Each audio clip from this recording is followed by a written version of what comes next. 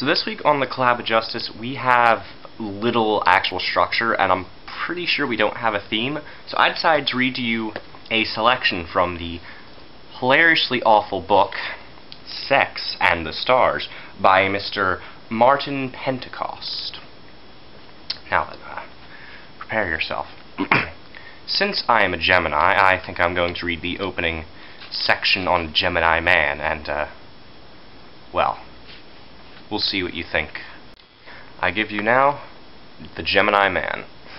Like Gemini woman, Gemini man seeks always his soulmate, but the search takes a different form. The woman is rarely conscious of the forces which drive her, less clear about her objective, less hopeful of finding him.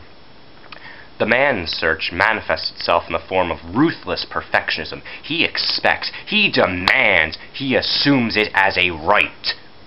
The women in his life are subjected to a kind of examination for which the only acceptable pass mark is 100. When they fail to meet his exacting standards, they are discarded. In time, his demands, far from relaxing, become more and more absolute.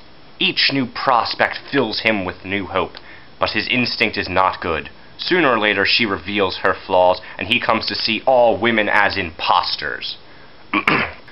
Once Gemini reaches the stage in his latest relationship when he realizes that he has made yet another mistake, he becomes capable of a cold sadism which the vast majority of women will not tolerate for long, and he is left only with those whose masochistic needs are fed by his ministrations.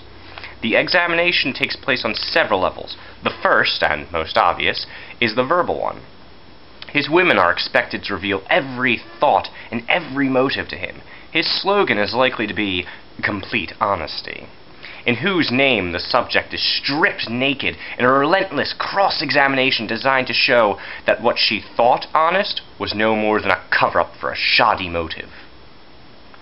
She will be peeled like an onion, layer after layer, and he will not be satisfied until there is nothing left.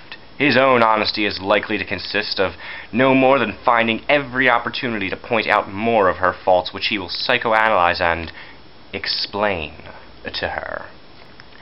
The result is a complete demolition of whatever self-confidence she may have had. It is to be expected, therefore, that she will fail him in bed as surely as she will fail him elsewhere.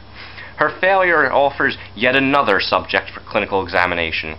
Having made the major contribution to his women's frigidity, I can never say that word, frigidity, he will help her analyze it.